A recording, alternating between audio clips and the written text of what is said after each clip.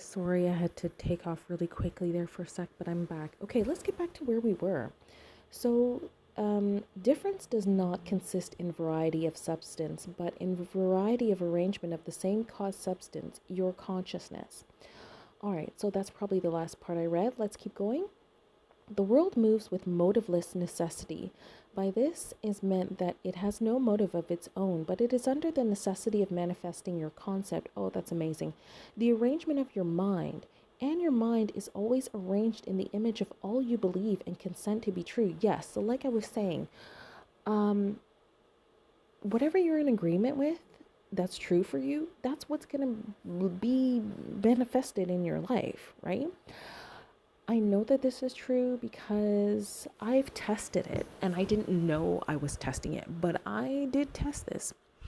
There was a point when I kept on saying a certain affirmation to myself about myself, and it manifested some really beautiful things that were actually a reflection of what I was telling myself.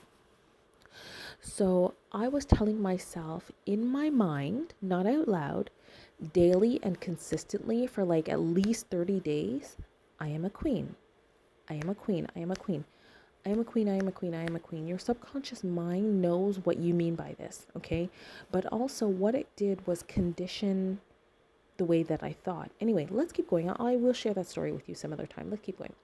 The rich man, poor man, beggar man, and thief are not different minds, but different arrangements of the same mind in the same sense that a piece of steel, when magnetized, differs not in substance from its demagnetized state, but in the arrangement and order of its molecules.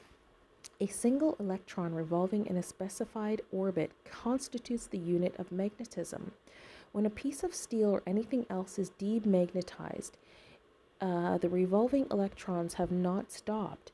Therefore, the magnetism has not gone out of existence. There is only a rearrangement of the particles so that they produce no outside or perceptible effect.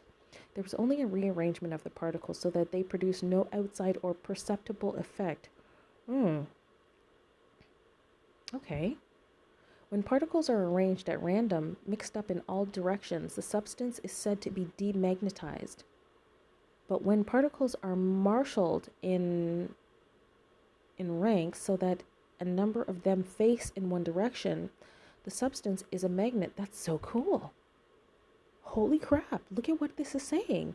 Magnetism is not generated, it is displayed. Okay. Health, wealth, beauty, and genius are not created. They are only manifested by the arrangement of your mind. Holy crap. That is by your concept of yourself, and your concept of yourself is all that you accept and consent to be true. That part that is said about the magnetism thing is so important that I'm going to read it again. Okay? There is only a rearrangement of the particles so that they produce no outside or perceptible effect. When particles are arranged at random, mixed up in all directions, the substance is said to be demagnetized.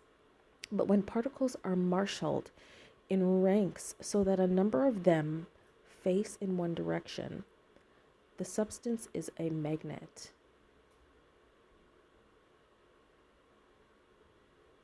Sorry about that, guys. Okay.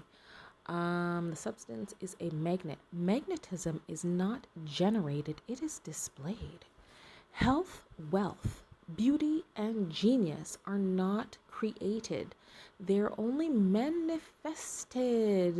Let's highlight that. They're only manifested by the arrangement of your mind. Sorry, guys, this is supposed to be a different color, but I don't even know how to fix it. That is by your concept of yourself, and your concept of yourself is all that you accept and consent to be true. This is wild. So we're magnets, and when we focus on something, whatever we're focusing on, it's like a magnet that's attracting things to it. Your concept of yourself is all that you accept and consent to be true. Yeah, so like I was saying earlier, you don't have to be in agreement with certain things. You can be out of agreement with certain things so that you don't have to deal with it. Wow.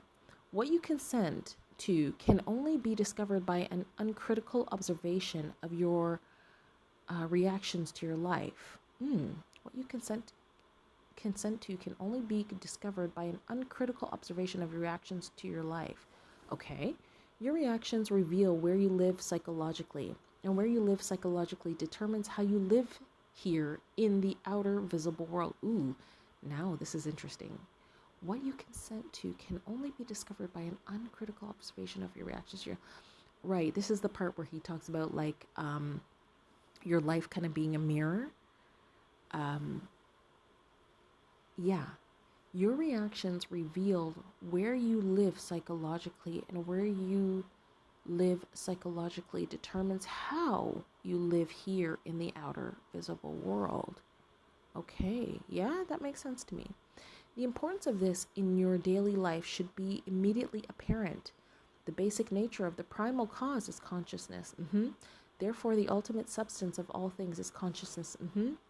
All right. So now we're moving on to the chapter called Power of Assumption. Man's chief delusion is his conviction that there are causes other than his own state of consciousness. All that befalls a man, all that is done by him, all that comes from him, happens as a result of his state of consciousness. A man's consciousness is all that he thinks and desires and loves, all that he believes is true and consents to. That is why a change of consciousness is necessary.